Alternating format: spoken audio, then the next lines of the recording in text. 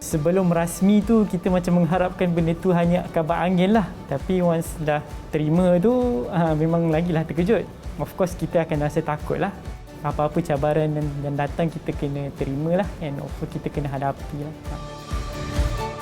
Dalam dunia ni kita boleh derita apa-apa juga sakit. Tapi perkara yang paling sakit ialah seseorang itu tidur dalam keadaan kelaparan. Saya nak jadikan tempat ni satu tempat harapan untuk mereka yang susah.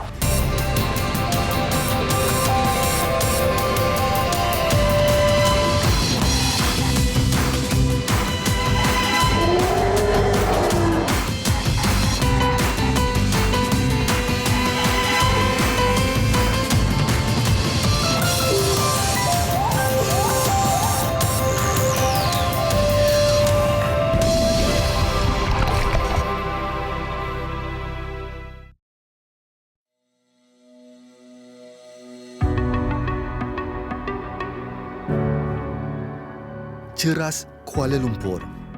Hospital Pakar Kanak-Kanak Universiti Kebangsaan Malaysia HPKK UKM yang sepatutnya riuh dengan keletah petugasnya melayan tawa dan tangis penghuni comel kini sunyi dan sepi. Difahamkan, hospital yang dilengkapi sistem pengurusan tercanggih yang pertama di Malaysia dengan penyelidikan intensif ini baru sahaja beroperasi bulan April lalu dengan penerimaan pesakit di klinik. Manakala, kemasukan pesakit di ward pula sepatutnya direncana bermula Jun. Tetapi segalanya tergendala seketika demi tanggungjawab yang lebih besar dan mendesak.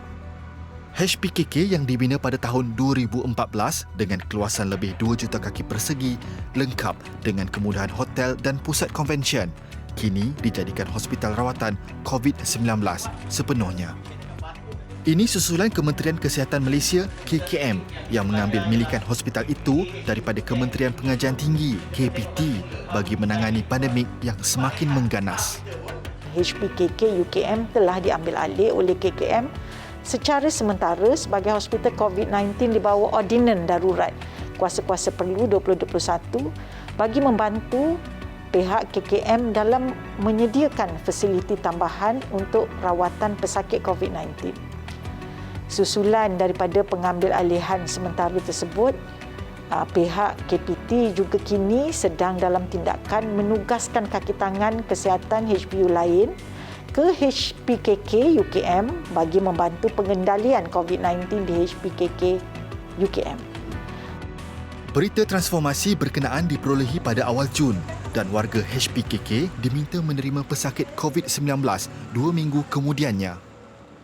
Ia bukanlah perkara mudah bagi kaki tangan yang berkepakaran pediatrik bertukar bidang dalam sekelip mata.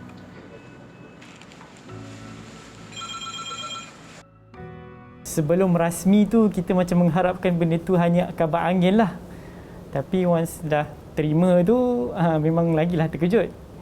So ada yang of course kita akan rasa takut lah.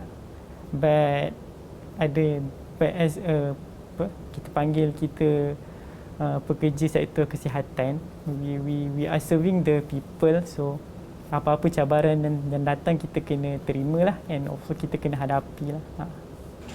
Dalam tempoh 2 minggu itu juga, segala infrastruktur perlu disusun semula.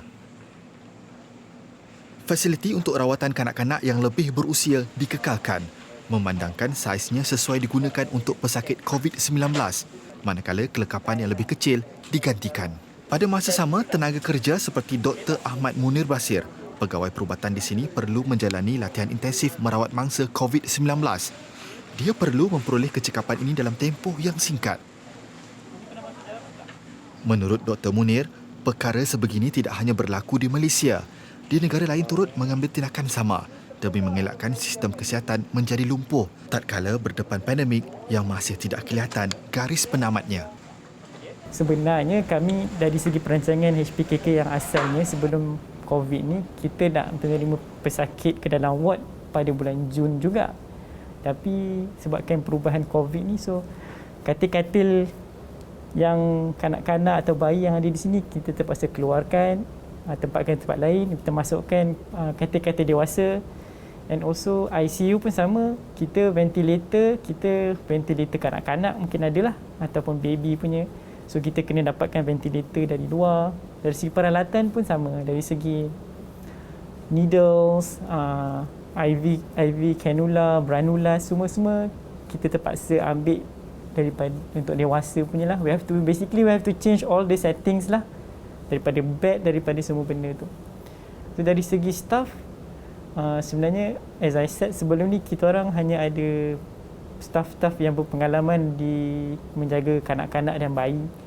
So sebelum menerima pesakit first tu, kita orang we had to do a intensive course lah basically. Ada pakar-pakar NS atau pakar-pakar BIOS dari beberapa fasiliti KKM. Mereka datang di sini train kami lah. Masa tempoh tu memang sedikit tertekan lah sebab shock kan. Kita dalam masa a few days je kita akan terima patient. So kita nak terima patient dalam keadaan yang kita tahu patient tu boleh kita rawat dengan seeloknya lah. If we do something wrong because of our lack of training, it's our fault. So we had to do the best lah what we can. 17 Jun 2021, HPKK secara rasminya menerima pesakit COVID-19.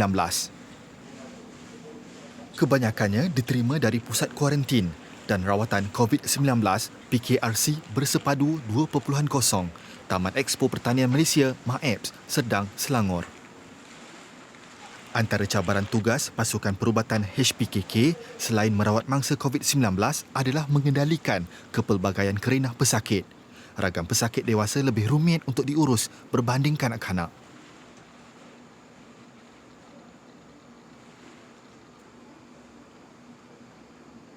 Kanak-kanak ni dia, if sometimes dia happy, dia sedih, kita cheer up the mood, dia akan gelak ketawa balik lah. Orang dewasa ni is more towards kita kena tender and care and lebih belai sikit lah kot.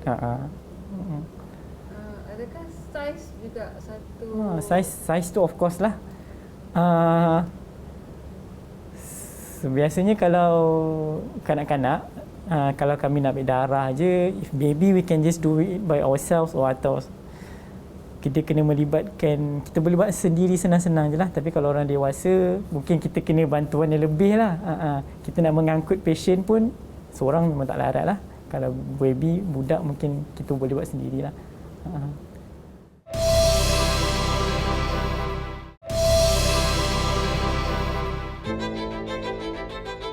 Sejak Hospital Pakar Kanak-Kanak Universiti Kebangsaan Malaysia HPKK UKM Ceras, Kuala Lumpur dijadikan hospital rawatan COVID-19 sepenuhnya, lebih 200 pesakit wabak itu sudah dirawat. Pesakit yang menerima rawatan di sini adalah dalam kalangan kategori 4. Mempunyai simptom radang paru-paru yang memerlukan bantuan oksigen untuk kelancaran pernafasan, serta kategori 5 yang kritikal dan memerlukan ventilator, iaitu alat bantuan pernafasan. Ini berikutan bilangan pesakit wabak itu yang naik melonjak di Lembah Kelang, khususnya yang perlu ditempatkan di wad kecemasan dan menggunakan ventilator. Juga ekoran ketidakmampuan hospital lain menampungnya. Walaupun HPKK baharu sahaja 2 bulan beroperasi, pelbagai pengalaman telah dilalui, baik pesakit mahupun petugas perubatan. Bagi pesakit, ada yang tidak mahu pulang kerana begitu selesa dengan suasana dan layanan baik di HPKK.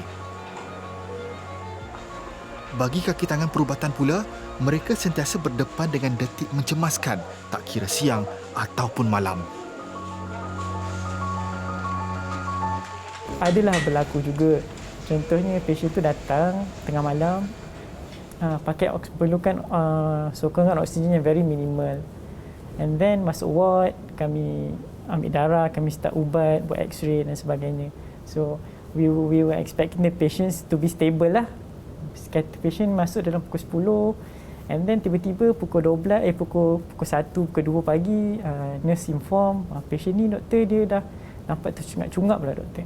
So kita kena masuk, we have to see the patients, we have to see lah. So patient yang masa awal tu masuk, kita terima dalam keadaan yang very happy, bukanlah happy lah, rasanya smiling, very comfortable, and then just a few hours they terus nafas laju, so we had to call the NS team, masukkan tube.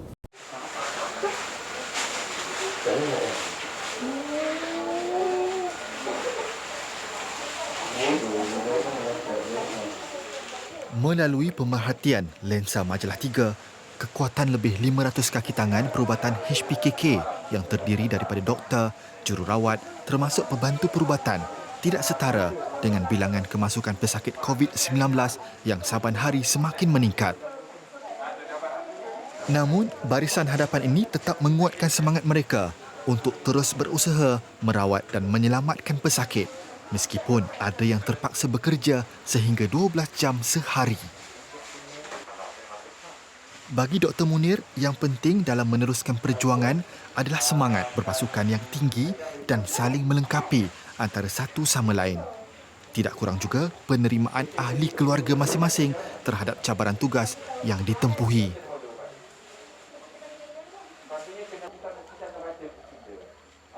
Sebenarnya saya rasa dia punya environment tu yang penting. Maksudnya kita bila mana bekerja, we work as a team, sebab masing-masing memerlukan sokongan masing-masing lah, sama ada nurse ataupun doctors ataupun PPK, orang yang menghantar darah, orang yang menolak pesakit, semua everyone are connected. So kalau seorang sahaja, satu bahagian yang masalah, semua akan jadi masalah.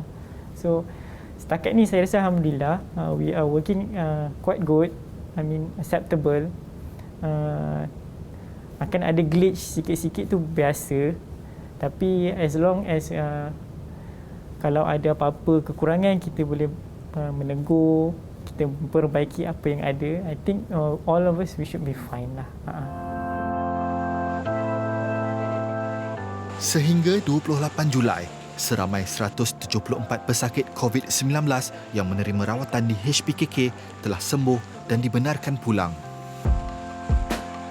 Bagi warga HPKK yang mungkin pada mulanya bimbang menerima tanggungjawab sebagai frontliners COVID-19, kini mereka gembira dapat menyumbang bakti kepada negara dalam menangani pandemik itu. Sebenarnya kapasiti hospital-hospital di luar nak menerima pesakit COVID dah penuh. So sebab tu inisiatif untuk menjadikan HPKK ni sebagai satu hospital COVID, I think is a good initiative lah. Sebab memang dah penuh, pekerja, staff-staff KKM pun dah very drain out kat sana. So kita membantu apa yang kita boleh buat berdasarkan kita punya kapasiti lah. So kalau nak katakan kita pun kena susah sama-sama lah, jangan sama dijunjung. Susah, berat sama dipikul dengan sama dijunjung lah.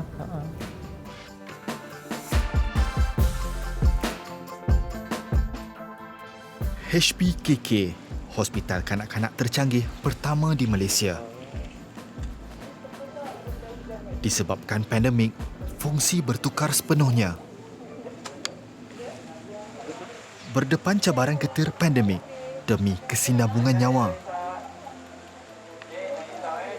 Semoga barisan hadapan terus bertahan dan terus berjuang mengembalikan kesejahteraan rakyat dan negara.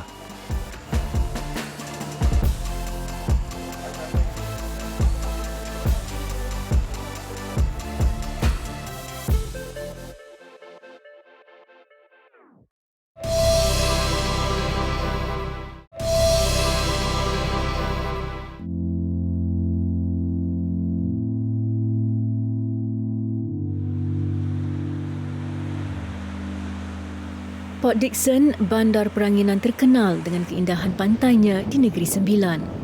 Sejak pandemik COVID-19 melanda negara lebih setahun lalu, Port Dickson seakan-akan hilang seri. Banyak aktiviti ekonomi penduduknya terpaksa dihentikan sementara sebagai usaha mengekang penyebaran pandemik itu, sekaligus memberi tekanan kepada penduduk, terutama yang bekerja sendiri seperti nelayan, peniaga termasuk pengusaha aktiviti pantai.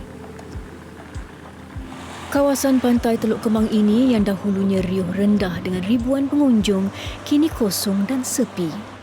Bot pelancongan yang sebelum ini digunakan dalam pelbagai aktiviti air juga sudah berbulan-bulan tersadai bersama peralatan lain.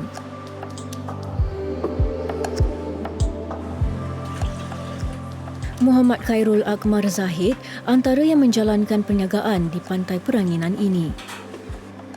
Dia yang mengusahakan perniagaan minuman coconut shake terpaksa memikirkan cara terbaik bagi memastikan perniagaannya dapat terus bertahan dan mengharungi saat sukar ini. Tiada pengunjung ke pantai ini bermakna tiadalah pelanggan buatnya. Namun, dia tekad untuk tidak mahu mengalah kepada keadaan.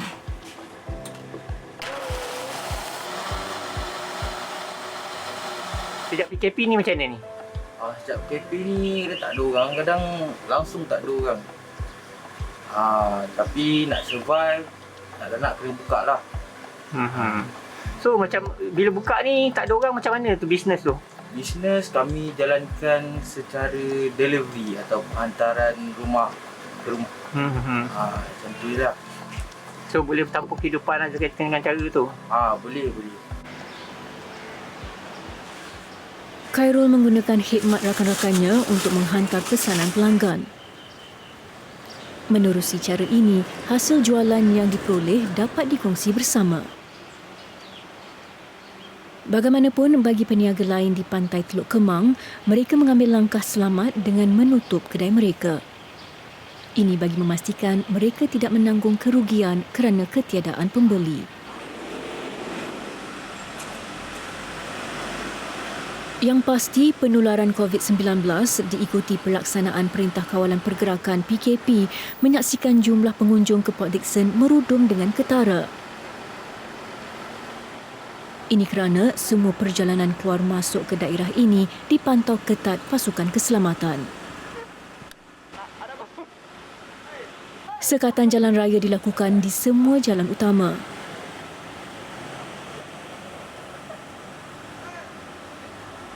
Kawalan keluar masuk ini juga antara usaha pihak berkuasa untuk memastikan penularan COVID-19 di Port Dickson dapat direncatkan.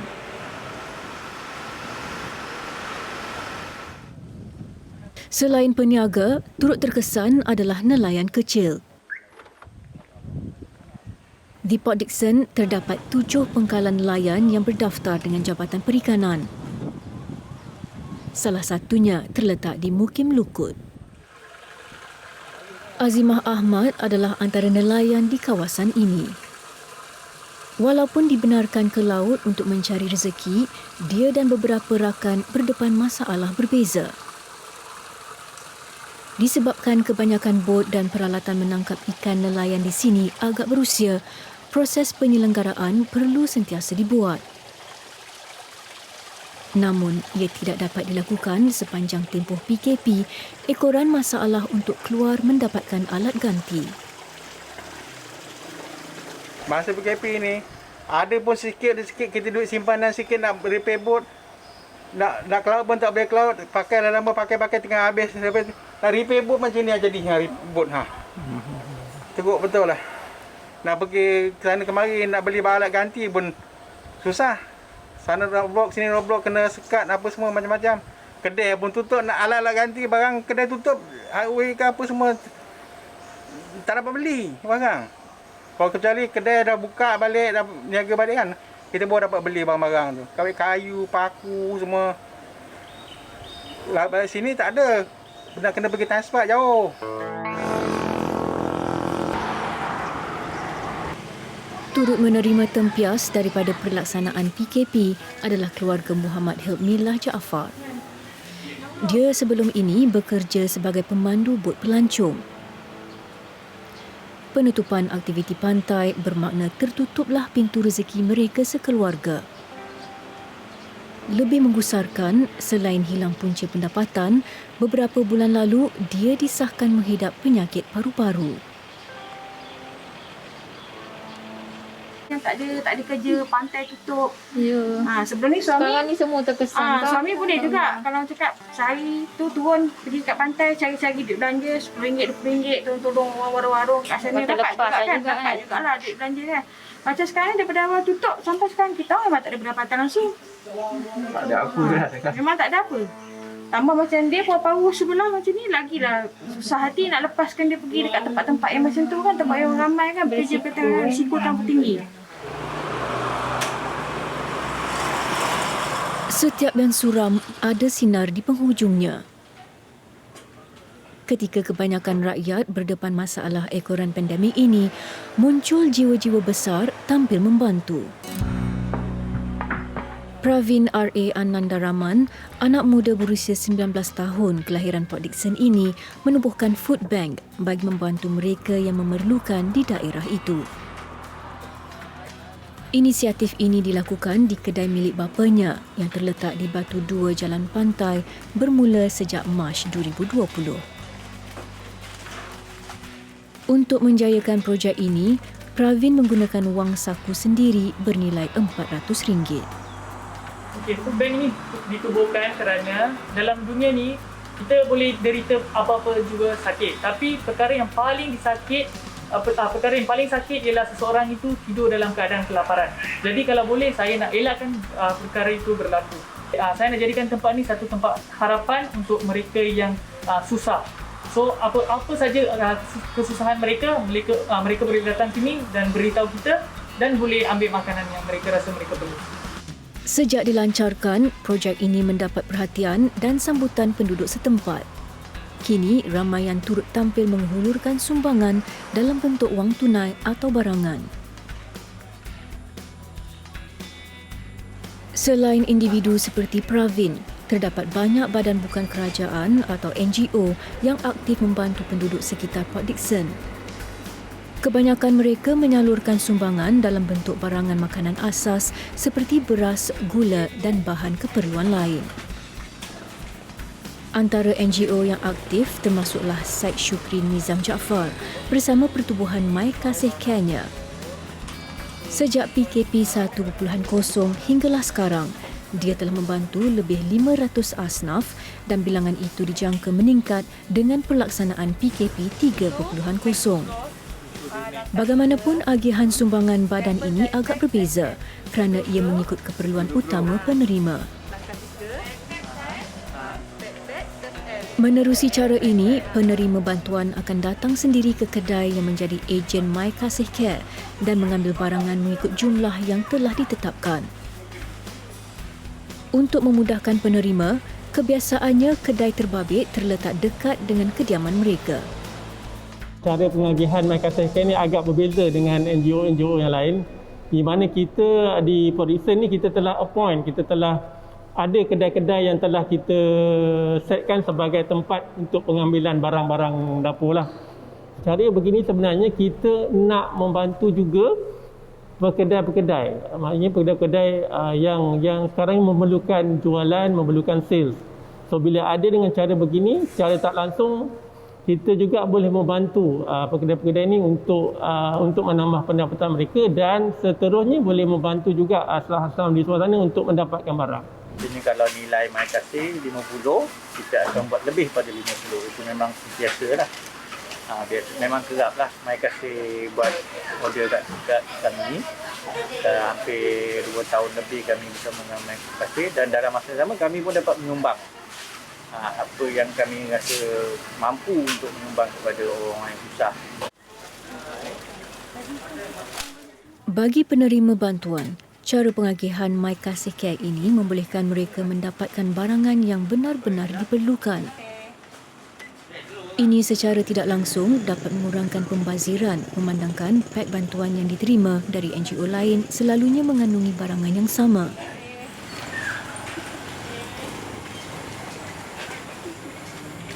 Pemberian daripada My Kasih Care ni amatlah relevan sebab pada kami yang memerlukan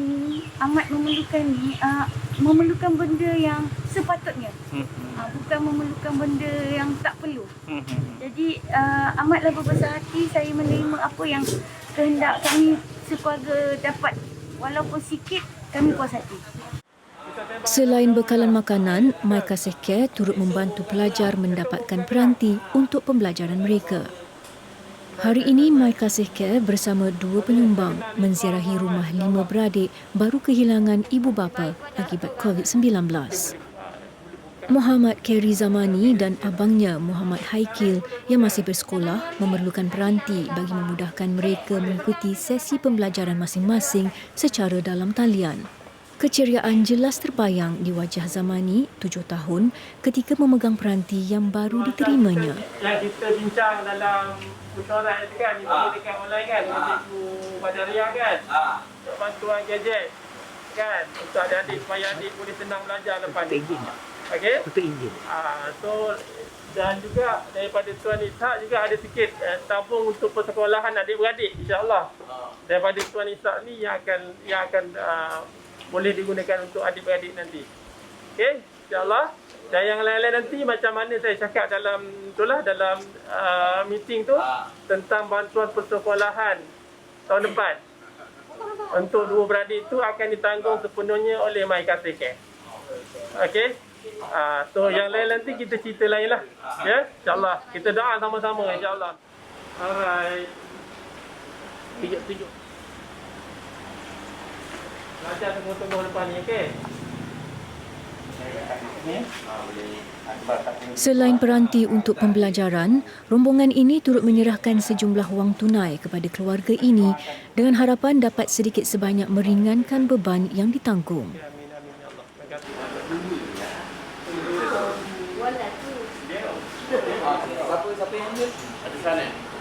Majoriti orang yang beri menyumbang ni, mereka ni bukan orang-orang PD saja, orang-orang luar pun ada. Ada juga daripada orang Singapura, ada orang India, ada orang Melayu, ada orang Cina. So mereka ni adalah ada orang-orang yang di belakang My Kasih Care. So bila mereka bersama dah lama dengan kami, so alhamdulillah setakat ini mereka telah banyak membantu menyelesaikan banyak kes-kes kami hasil daripada sumbangan daripada pihak-pihak yang terlibat.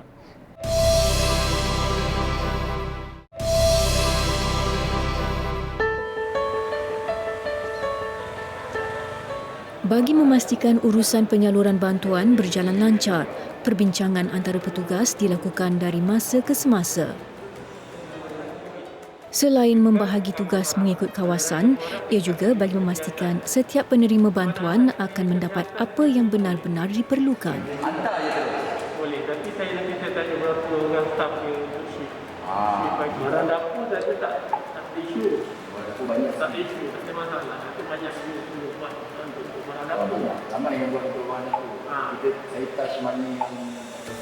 Sebab kami fokus kepada case by case. Untuk keperluan berbeza-beza. Kan? So, kalau contoh ada tambahan barang dapur, dia dah lama tak makan ikan. Ataupun tak pernah ada barang-barang macam paper, tak ada susu. Benda-benda macam ni yang kita tackle. Seterusnya, kru My Kasih Care bersiap sedia menyalurkan bantuan kepada beberapa keluarga yang memerlukan di sekitar Port Dickson serta kumpulan nelayan kecil di Kuala Luput. Disebabkan beberapa masalah teknikal yang tidak dapat dielakkan, Syed Shukri membuat keputusan untuk menghantar sendiri bantuan itu kepada mereka. 50 bungkusan makanan diperlukan untuk misi mereka hari ini. Bagi memudahkan urusan penyaluran bantuan ini, My Kasih Care telah meminta sebuah kedai runcit yang juga ejen mereka di Linggi untuk menyediakan bungkusan berkenaan. Ia merangkumi beras serta beberapa barangan keperluan lain seperti tepung dan gula.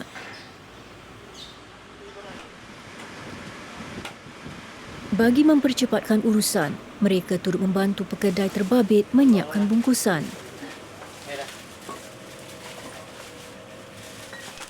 Diharap sumbangan ini dapat membantu penerima meneruskan kehidupan mereka dengan selesa untuk tempoh sekurang-kurangnya 2 minggu.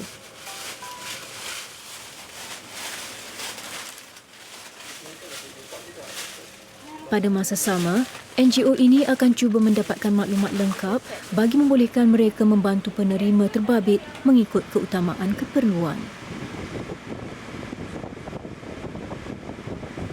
Kita yakin semua orang tengah susah. Semua orang tengah susah. Cuma kita kena penilaian apa bentuk bantuan yang sebenar yang mereka perlukan. Kalau barang dapur saya rasa untuk B40 kita boleh bagi semua, tak ada isu. Cumanya kita kena pasti kalau contoh kalau semakan kita buat ada yang kerja kerajaan. So kita akan nilai dari segi apa yang sesuai. Sebab kadang-kadang ada isu-isu yang lain yang orang kata apa yang membelenggu masalah mereka. So kita tackle satu-satu lah. Kita akan interview juga. Selepas kita interview dan baru kita akan saring. Saringan tu kita juga akan maklumkan kepada pihak JKM dan pihak yang lain-lain supaya kita akan dapat bantuan yang lebih tepat. Semua barangan yang siap dibungkus dimasukkan ke dalam kenderaan dan sedia untuk diagih kepada penerima yang tersenarai.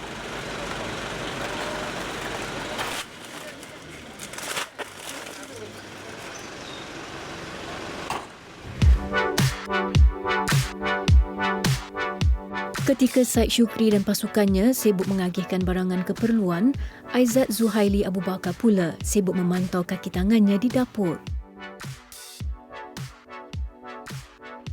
Sejak PKP mula dikuatkuasakan pada Mac 2020, Aizat yang juga pemilik 2 restoran di Port Dickson sudah bekerjasama dengan My Kasih Care dalam menyediakan bungkusan makanan percuma. Antara 500 ke 800 bungkusan disiapkan mereka setiap hari yang kemudiannya diagihkan kepada hospital, pusat kuarantin dan balai atau pondok polis sekitar Port Dickson dan Seremban. Hari ini Aizat dan pasukannya perlu menyediakan 500 bungkusan hidangan makan tengah hari. Menu bagi juadah hari ini adalah nasi putih dan lauk asam pedas beserta patin tempoyak. Seperti peniaga lain, Aizat juga merasa tempias kesan pandemik yang sedang melanda. Namun dia yakin setiap musibah pasti ada hikmah dan penyelesaiannya.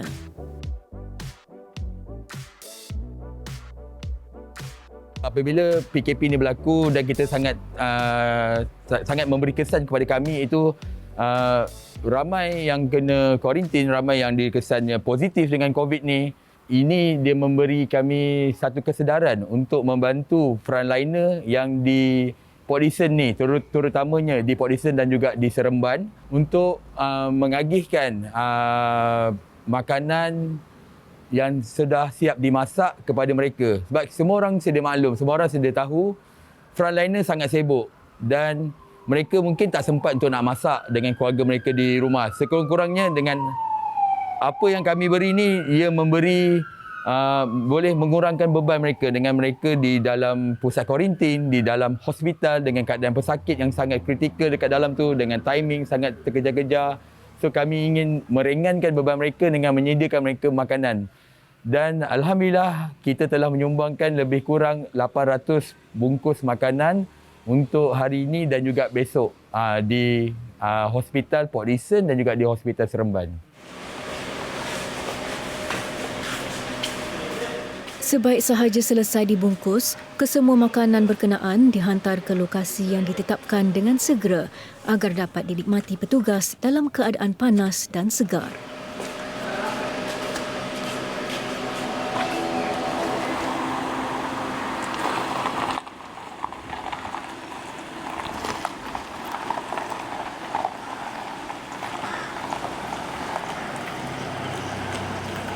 Dari kedai di Linggi, Said Syukri dan pasukannya terus ke rumah Helpmillah yang terletak di Teluk Kemang untuk menyerahkan pek barangan keperluan harian keluarganya.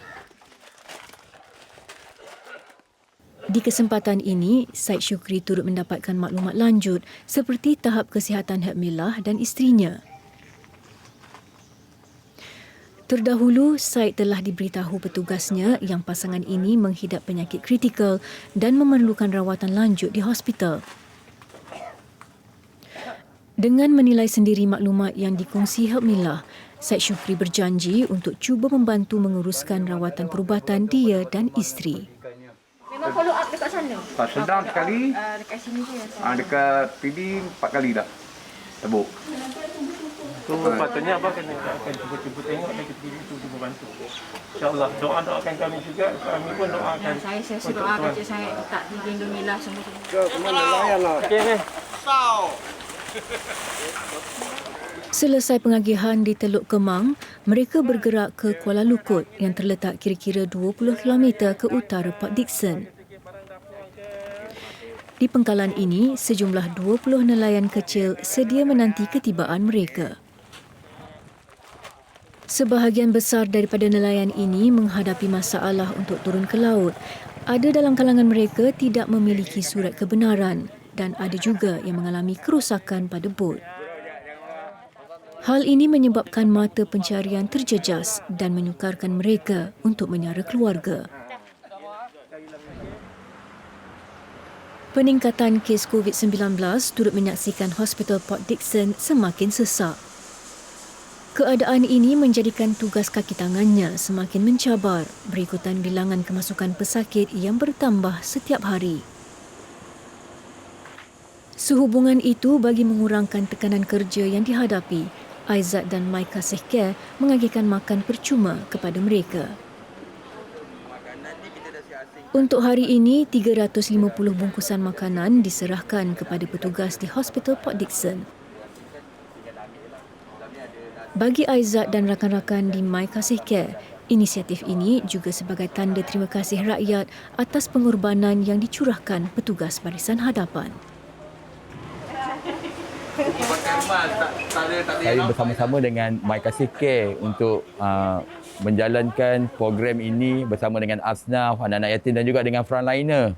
Kerana apa? Kita tahu semua orang menghadapi kesan dan semua orang ada dia punya affected, semua orang ada berlaku kesan-kesan yang mungkin yang kena buang kerja atau yang tengah tak ada kerja ataupun yang tengah buat bisnes, yang tak ada bisnes. So kami bersama-sama untuk membantu ataupun membangunkan mereka yang lain untuk bersama-sama kita memberi balik apa yang kita boleh sampaikan, apa yang kita boleh beri. So ramainya yang penyumbang yang dalam ini adalah ramainya daripada kawan-kawan saya juga, daripada kawan-kawan sama-sama bisnes, sama-sama meniaga dan juga kita kumpul sama-sama, kita agih sama-sama, iaitu saya percaya kalau kita buat berjemaah tu lebih baik. Itu kita berkongsi rezeki yang kita ada hari ini.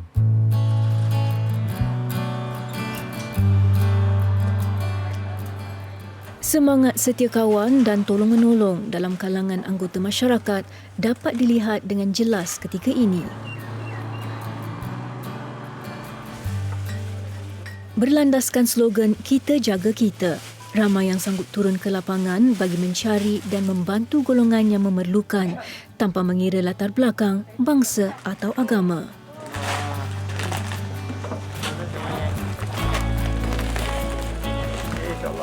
Jadi bila dah ada NGO datang bagi bantuan hari ni macam mana? Alhamdulillah ada gengan sikit pembantuan lah. Adalah dapat terjun sikit lah. Bagi para asnaf, walaupun bantuan yang diterima mungkin kurang mencukupi, mereka tetap bersyukur kerana masih ada yang prihatin. Alhamdulillah bersyukur sangat dapat bantuan ni, memberi saya susu, pampers, pillow untuk keperluan anak lah. Gelora COVID-19 begitu hebat membadai negara ketika ini. Namun, ia masih gagal menggugat semangat juang rakyatnya. Ibarat aur teguh memagari tebing, semoga rakyat terus bersatu dalam mendepani pandemik ini sehingga ke penghujungnya.